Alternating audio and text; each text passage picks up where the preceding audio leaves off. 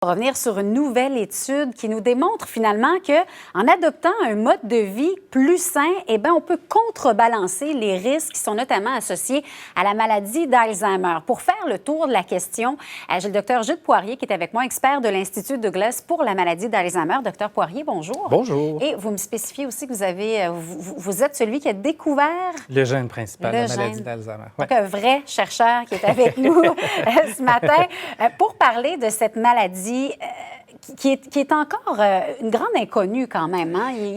On comprend de mieux en mieux les causes, la biologie qu'il y a derrière. Ce qui est difficile, c'est le traitement. C'est une maladie strictement humaine. Parfait. Et là, avec cette nouvelle étude-là, vraiment, ça vient nous prouver que si on se prend en main, si on adopte de bonnes habitudes, de saines habitudes de vie, ça peut avoir une incidence sur la maladie. Ça a une incidence non seulement sur le nombre. Pour vous donner un petit contexte, on sait depuis 4-5 ans que le nombre de nouveaux cas ralentit, ce qu'on n'avait pas vu depuis 25 ans. Wow. Puis là, on s'est mis à regarder qu'est-ce qui fait, pourquoi ça change. Et il y a deux choses qui arrivent. Un, c'est que nos médecins sont plus agressifs à traiter les facteurs de risque liés aux maladies cardiaques. Je sais, ça peut sembler bizarre, mais le cholestérol, l'hypertension, le diabète sont des facteurs de risque officiels de maladies d'Alzheimer, comme pour les maladies cardiaques. Donc, si nos médecins sont plus agressifs à traiter ces maladies-là, on les gère bien. Aujourd'hui, on a des dizaines de médicaments. Et les gens eux-mêmes se mettent à marcher, à bouger, à bien manger. Ça fait une différence au niveau international et en particulier dans l'étude du côté de l'Angleterre. Là, ce qu'il faut dire, c'est que, on adopte, on le voit, là, exercice physique, on évite le tabac, faire suivre de près notre état de santé, c'est un peu ce que vous venez de mentionner. Donc, tout ça, ça réduit le risque. Est-ce que ça ne l'enlève pas totalement, mais est-ce que ça peut le retarder? Ce que ça fait deux choses. Un, ça réduit le risque de telle sorte qu'il y a des gens qui n'auront pas l'Alzheimer grâce à ces choix. Ils ne l'auront pas. Pour les autres, ce qui n'est pas mauvais, c'est qu'on peut avoir un report de l'arrivée de la maladie d'Alzheimer de quelques années.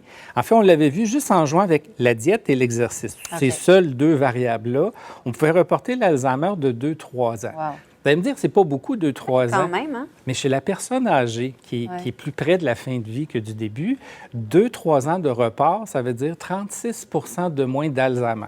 C'est ça que ça veut dire, parce que les gens meurent de d'autres choses, mais ils ne mourront pas d'Alzheimer.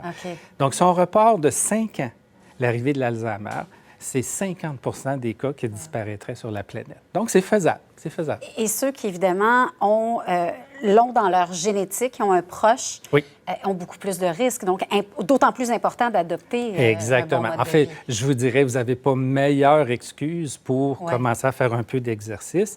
Puis là, je veux déterroriser un petit peu la situation. Les gens pensent qu'il faut faire des marathons pour se protéger. Non. On parle de 150 minutes par semaine. 150 minutes, c'est quand même pas beaucoup, de marche ou de jardinage ou d'activités physiques assez simples.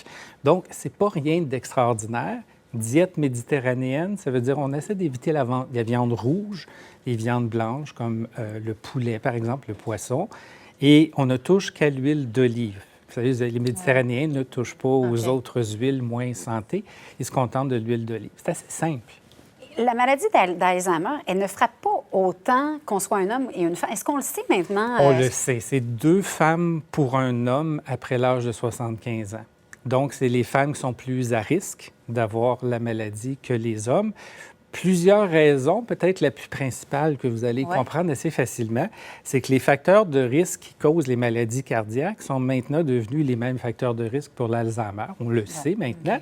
Donc, nos hommes ont souvent, qui prennent moins soin de leur santé, sont souvent morts de maladies cardiaques. Avant d'avoir développé la maladie. Exactement. Donc, nos femmes qui ont l'estrogène, qui est un protecteur naturel contre les maladies cardiaques, bien, ils ont une deuxième maladie qui est associée au même facteur de risque et elles ont la maladie d'Alzheimer. Donc, c'est un peu un effet de survie que d'avoir la maladie. Et quand vous avez pris connaissance de ces nouvelles études-là, qu'est-ce que vous en retenez essentiellement?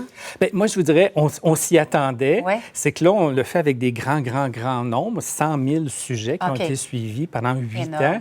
On le voyait sur des petits échantillons. On l'avait vu en Angleterre, en Espagne, en Suisse et même aux États-Unis, qui, vous savez, ne mangent pas très bien. Et là, on voit que c'est un phénomène mondial. Mais il faut faire des efforts. Il y a un aspect comportement là-dedans, des choix de style de vie qu'il faut faire volontairement. En tout cas, on sent que ça commence à passer. Oui. La sensibilisation, des fois, il faut être patient, mais ça finit par faire son chemin. Merci beaucoup, Dr Poirier, d'avoir été avec nous. Plaisir.